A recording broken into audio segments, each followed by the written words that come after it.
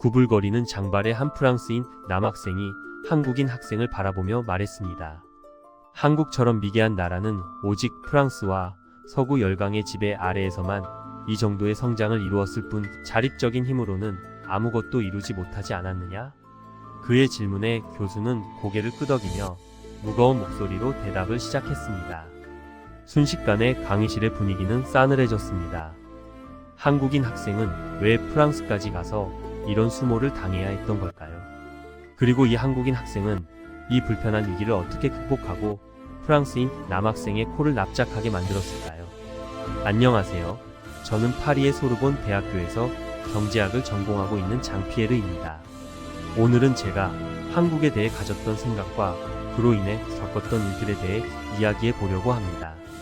그리고 이 이야기를 통해 제가 어떤 깨달음을 얻었는지도 말씀드리겠습니다.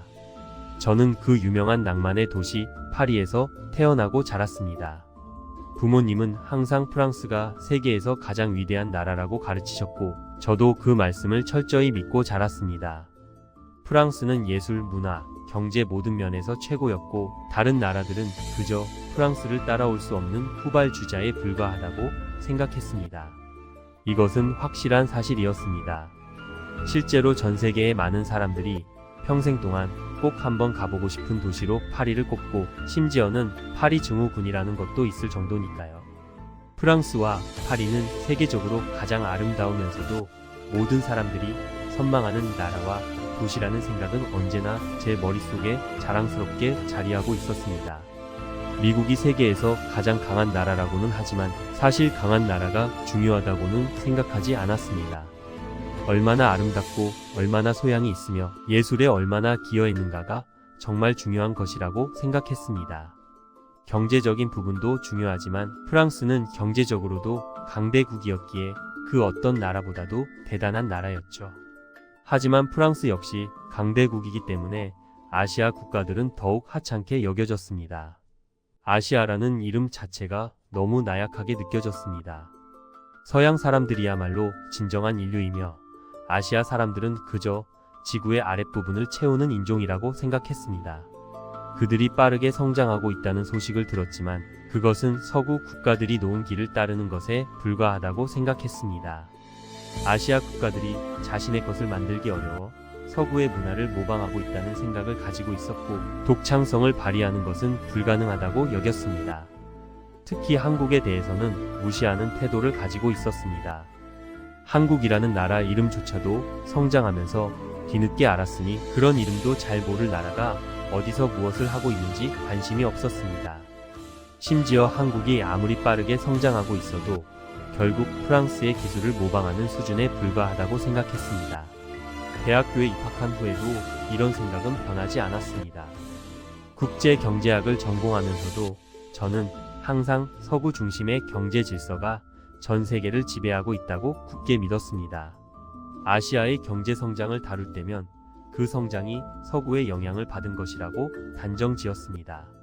한국, 중국, 일본 같은 나라들이 경제적으로 성장한 것은 사실이지만 그들은 여전히 프랑스와 같은 국가에 비해 부족하다고 생각했습니다.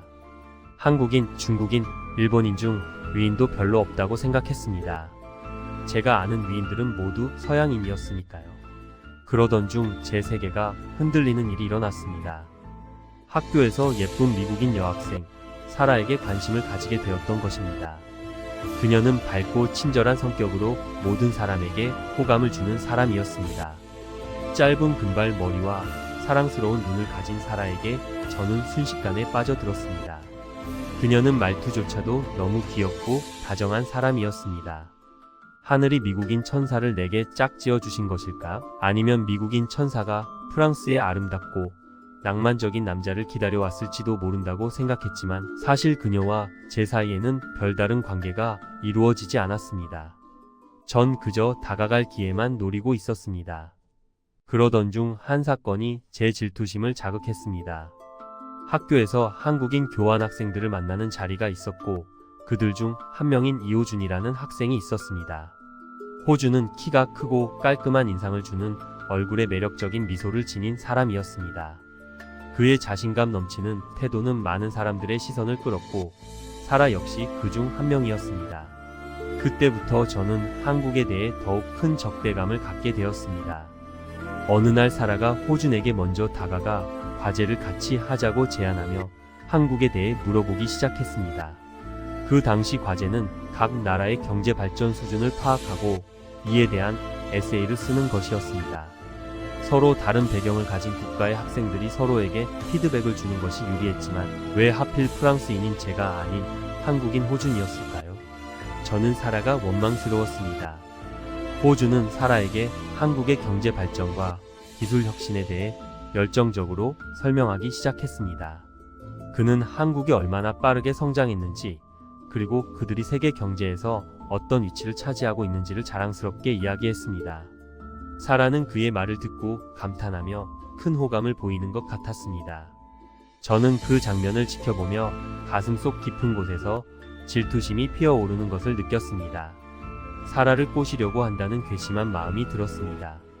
사라에게 호감을 가지고 있었지만 적극적으로 다가가지 못했던 제 자신이 원망스러웠습니다.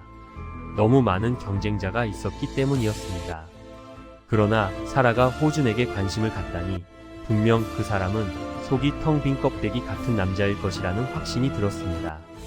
화가 난 저는 호준의 자신감 있는 태도와 사라의 호응에 불편함을 느끼며 프랑스보다 못한 한국이라는 나라에 대한 불만이 커졌습니다. 며칠 후 학교 카페에서 친구들과 이야기하고 있을 때 호준과 사라가 옆 테이블에 앉아 대화를 나누고 있었습니다. 그들은 한국의 기술 혁신과 경제적 성과에 대해 이야기하고 있었고, 호준은 한국의 디지털 경제에서 이룩한 성과와 세계적인 기업들이 어떻게 성장했는지 자신감 있게 설명하고 있었습니다. 사라는 그의 이야기에 깊이 빠져들어 있었고, 저는 그 모습을 보면서 점점 더 화가 나기 시작했습니다. 저는 그 순간 더 이상 참을 수 없다는 생각이 들었고, 자리에서 벌떡 일어나 호준에게 다가갔습니다. 그리고 그는 말했습니다.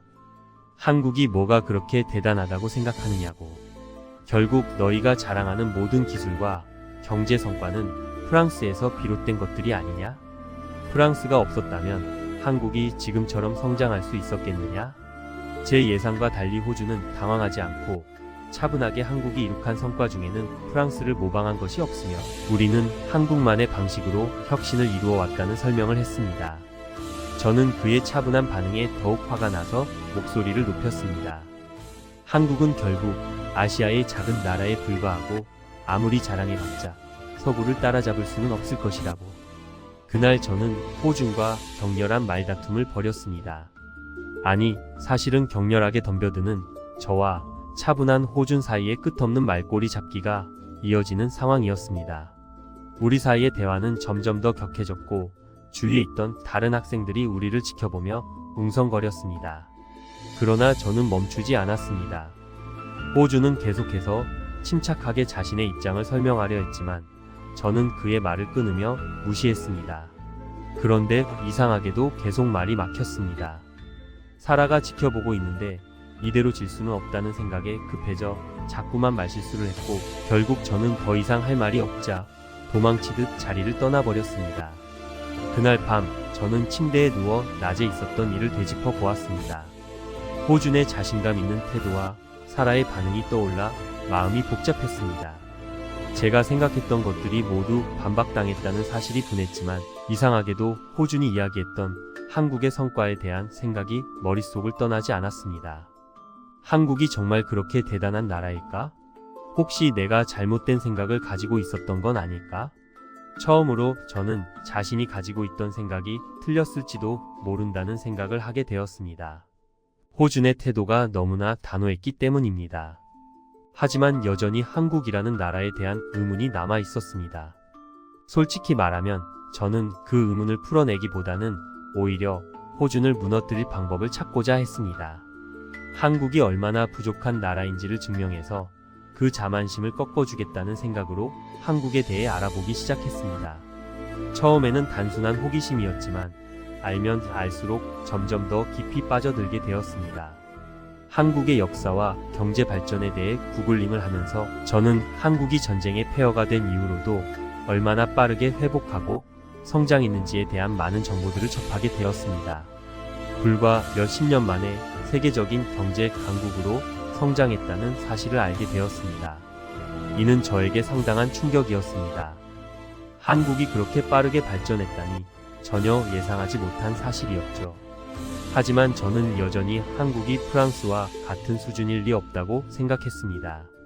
프랑스는 오랜 역사와 전통을 자랑하는 나라였고 예술과 문화, 경제 등 모든 면에서 단연 세계 최고라고 여겼습니다. 반면 한국은 그저 따라오는 나라에 불과하다고 생각했습니다. 그래서 저는 한국이 과연 어떻게 그런 성장을 이뤄낼 수 있었는지 그 비밀을 찾아보려고 했습니다. 며칠 후 경제학 수업을 들으러 강의실에 들어섰습니다. 그곳에서 저는 호준과 사라가 함께 앉아있는 모습을 보게 되었습니다. 그들은 밝게 웃으며 대화하고 있었고 그 장면이 저에게는 매우 불편하게 다가왔습니다. 아름다운 사라가 저 미개한 아시아인과 이토록 가까워지다니 참을 수 없는 질투심이 끓어오르는 것을 느낄 수 있었습니다. 저는 여전히 그 후유증으로 계속해서 앓고 있었고 며칠 전 저와의 갈등은 까맣게 잊은 듯 호주는 여전히 자신감 넘치는 태도로 사라와 이야기를 나누고 있었습니다. 저는 그에게 푹 빠진 듯한 사라의 눈을 보며 속이 쓰렸습니다. 수업이 시작되었지만 제 마음속에는 호준과 사라에 대한 복잡한 감정이 계속 맴돌았습니다.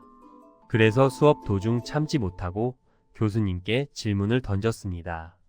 교수님, 한국의 경제 수준이 프랑스에 비해 얼마나 뒤떨어졌는지 설명해 주실 수 있나요?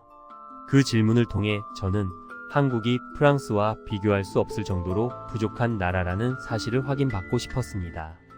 교수님은 잠시 저를 바라보며 고민하는 듯 보였습니다. 저는 속으로 교수님도 한국이 프랑스와 비교할 수 없다는 것을 알기 때문에 당황하는 거겠지라고 생각하며 의기양양하게 호준을 쳐다보았죠. 그러나 교수님은 전혀 다른 이야기를 시작하셨습니다. 교수님은 한국이 전쟁 이후 어떻게 폐허 속에서 일어나 경제를 재건했는지 그리고 그 과정에서 한국이 얼마나 혁신적인 방법을 사용했는지에 대해 자세히 설명하기 시작했습니다. 한국은 정부와 기업이 협력하여 빠르게 산업화에 성공했으며 특히 교육과 기술 혁신에 큰 중점을 두었다고 했습니다.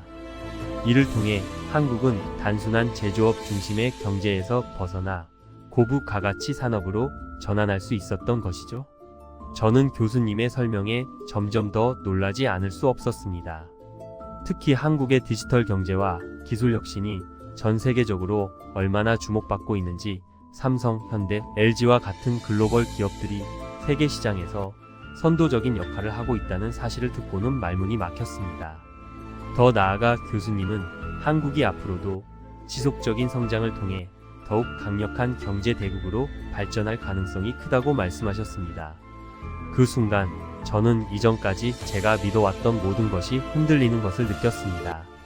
한국이 그저 프랑스의 기술을 따라하는 나라라고만 여겼던 제 생각이 얼마나 어리석었는지를 깨닫게 되었죠. 그러나 자존심 때문에 그 충격을 겉으로 드러낼 수는 없었습니다. 저는 끝까지 아무렇지 않은 척 수업을 마쳤고 강의가 끝나자마자 강의실을 도망치듯 빠져나왔습니다. 강의실을 나서며 복도에 홀로 서 있던 저는 어딘가에 앉고 싶었습니다. 마음이 너무 복잡했고 머릿속은 정리되지 않은 생각들로 가득 차 있었습니다. 한국이 정말 그렇게 강한 나라라면 그동안 내가 믿어왔던 것들은 무엇이었을까? 프랑스가 최고라고 믿었던 내 자존심은 이제 어떻게 되는 걸까? 이러한 생각들이 계속해서 떠오르며 저를 괴롭혔습니다. 며칠이 지나고 예상치 못한 사고가 발생했습니다. 그날은 늦게까지 과제를 하고 있었는데 실수로 매우 중요한 파일을 삭제해 버리고 말았던 것이었습니다. 파일은 다음날 제출해야 할 과제였기에 저는 그 순간 절망감에 빠졌습니다. 복구 프로그램을 사용해 보려 했지만 이미 파일은 완전히 사라진 뒤였습니다. 정말 어찌할 바를 몰랐습니다. 제가 아는 모든 방법을 총동원했지만 아무것도 소용이 없었습니다. 다른 프랑스 친구들도 방법이 없다며 그냥 포기하라고만 하더군요. 젠장, 하필 그때 자식이란이라고 생각했습니다. 호주는 제가 당황한 표정을 짓고 있는 것을 보고 무슨 일이냐고 물었습니다. 그런데 그때 제 옆으로 이호준이 다가왔습니다. 자존심이 상했지만 상황이 너무 절박했기에 어쩔 수 없이 그에게 상황을 설명해야만 했죠. 그러자 호주는 침착하게 내가 도와줄 수 있을 것 같아라고 말하며 클라우드 백업 시스템을 사용하는 방법을 제안했습니다. 저는 그 시스템에 대해 잘 몰랐지만 호주는 매우 친절하게 그 과정을 하나하나 설명해 주었습니다. 호주는 단순히 말로만 설명하지 않고 자신의 노트북을 꺼내서 직접 시범을 보였습니다. 그는 매우 능숙하게 클라우드 시스템을 활용해 파일을 복구하는 방법을 알려주었고 그의 도움으로 결국 저는 삭제된 파일을 되찾을 수 있었습니다. 정말이지 그 순간 제 마음속 깊은 곳에서 한국의 기술 수준이 이 정도였단 말인가라는 생각이 들었습니다. 꾸준히 사용하는 기술과 시스템은 제가 알던 것보다 훨씬 더 발전된 것이었고 그의 능력에 저는 큰 충격을 받았어요. 그는 IT 학도도 아니었고 그냥 저처럼 평범하게 경영을 전공하는 학생이었어요. 그런데도 이 정도의 기술력이라니 그것도 아무렇지 않다는 듯이 말입니다. 심지어 그는 기술적으로 뛰어난 능력을 보여주었을 뿐만 아니라 매우 젠틀하고 친절한 태도로 저를 도와주었습니다. 그는 제가 당황하거나 자존심이 상할까봐 조심스럽게 다가왔고 아무런 대가 없이 저를 도와주었어요. 그때 저는 한국이 기술적으로 뛰어난 나라인 것뿐만 아니라 호주과 같은 사람들이 얼마나 젠틀하고 배려심이 깊은지 느끼게 되었죠. 그러나 이상하게도 저는 그에게 고맙다는 말을 하지 못했어요. 자존심이 너무 상했기 때문이죠. 호주는 제가 고맙다는 말을 꺼내지 않는 걸 눈치챈 듯 그저 미소를 지으며 다행이네. 다음부터는 미리 백업해라고 말하고 자리를 떠났습니다. 그 순간 저는 그의 배려와 친절함에 깊은 인상을 받았지만 동시에 제 자신이 부끄러워졌어요. 자존심을 지키려 했던 저의 태도가 얼마나 어리석었는지도 몸으로 느끼고 있었어요. 며칠 후 학교 복도에서 우연히 사라와 마주쳤습니다. 저는 여전히 복잡한 감정을 가지고 있었지만 사라와 호준의 관계가 신경 쓰여 그녀에게 말을 걸었습니다. 그런데 사라가 저를 보자마자 갑자기 호준에 대한 불만을 털어놓기 시작하더군요. 장피에르, 너도 알겠지만 호준이 너무 자신만만하게 구는 것 같지 않아? 아무리 한국에서 왔다고 해도 한국이 대체 뭐가 대단하다고 그렇게 자신있게 말할 수 있는 거지? 나는 정말 이해가 안 돼. 한국이란 나라는 사실 서양의 문화와 기술을 모방할 뿐이잖아. 솔직히 말해 그들이 이뤄낸 건 별거 아니야. 한국은 아직도 전통적인 사고방식에 갇혀있고 문화도 별로 세련되지 않은 것 같아. 게다가 그들의 정치나 사회 구조는 우리와는 비교도 안 되게 뒤떨어져 있어. 그런 나라에서 온 학생이 뭐가 그리 잘난 척을 할 수 있다는 거지? 가만히 듣고 있어 보니 아무래도 사라가 호준에게 거절을 당한 것 같았습니다. 사라가 가장 예쁜 원피스를 입고 호준에게 데이트를 하겠냐고 물었지만 호준이 곤란해하며 과제가 바빠 함께할 수 없다고 했다는 거였죠. 사라의 말을 들으면서 저는 점점 더 화가 치밀어 올랐습니다. 그러면서도 스스로 당황스럽기 시작했어요. 왜냐하면 이번에는 그 화가 호준에 대한 것이 아니라 사라가 한국을 무시하고 비판하는 태도에 대한 것이었기 때문이었습니다. 그 순간 저는 저도 모르게 사라의 말을 반박하기 시작했어요. 사라, 내가 말하는 한국은 이미 과거의 모습이야. 지금의 한국은 완전히 달라. 한국은 전쟁의 폐허 속에서 불과 몇십 년 만에 세계적인 경제 강국으로 성장했어. 그들이 이뤄낸 성과는 단순히 모방이 아니라 그들만의 방식으로 혁신을 이루어낸 결과야.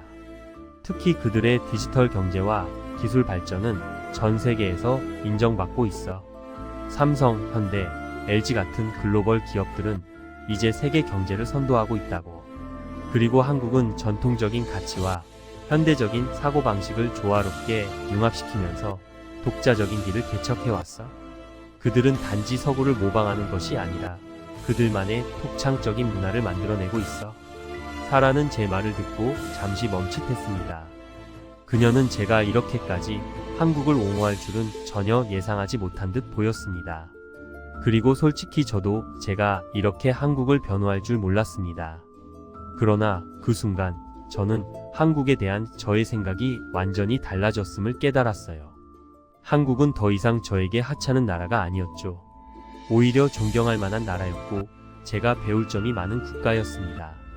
저는 계속해서 사라에게 한국의 다양한 측면을 설명했습니다. 사라, 한국은 단순히 기술적 발전뿐만 아니라 사회적 변화와 문화적 혁신도 동시에 이루어냈어. 그들은 빠르게 변화하는 세계 속에서 자신들만의 독창적인 문화를 만들어. 그 문화는 이제 전 세계에서 주목받고 있어. K-팝, 한국 드라마, 영화까지도 이제는 세계적인 문화 현상이 되었잖아. 그리고 한국인들은 매우 근면하고 끈기 있는 사람들이야. 그들은 어려운 상황 속에서도 포기하지 않고 끝까지 노력하는 정신을 가지고 있어. 난 이제 그런 한국을 무시할 수 없게 되었어. 사라는 제 말을 듣고 깊은 생각에 빠진 듯 보였습니다. 그리고 저는 그 순간 저 자신도 놀라게 되었습니다. 한국에 대해 이렇게 열정적으로 이야기하고 있는 제 모습을 보고 한국에 대한 나의 시각이 완전히 바뀌었음을 깨달았죠. 사라에게 한국에 대한 저의 새로운 시각을 이야기한 후 저는 그동안 한국에 대해 가졌던 편견이 얼마나 깊었는지를 다시 한번 돌아보게 되었습니다. 호준이 저에게 보여준 친절함과 그가 한국에 대해 이야기하던 당당함은 단순히 우연이 아니었어요. 그것은 그가 자신의 문화와 나라를 얼마나 자랑스럽게 생각하는지를 보여주는 것이었습니다. 저는 그 자부심이 어디에서 오는 것인지 알고 싶어졌습니다. 저는 왜 그렇게 현수를 미워하고 질투했는지 모르겠어요. 정말이지 생각하면 생각할수록 예전에 제가 어리석고 한심스럽게 느껴질 뿐이랍니다. 현수의 너그러운 마음과 할아버지의 꾸지람 덕분에 이제라도 정신을 차렸으니 그나마 다행이랄까요? 그날 이후 저는 현수와 더욱 어떻게 지냈고 서로를 존중하는 좋은 친구 사이가 되었답니다. 그런데 현수와 친하게 지낼수록 마음에 가시처럼 자꾸 걸리는 일이 있었는데 그건 바로 예전에 제가 태국 친구 아난을 괴롭혔던 일이었죠. 아무리 지금처럼 정신 차리기 전의 일이었다지만 그건 명백한 제 잘못이었고 저는 이제라도 제 잘못을 바로잡는 것이 맞다는 생각을 하게 되었어요. 아난에 대한 일을 들은 현수 역시 이제와 늦었으니 어쩔 수 없다고 생각하지 말고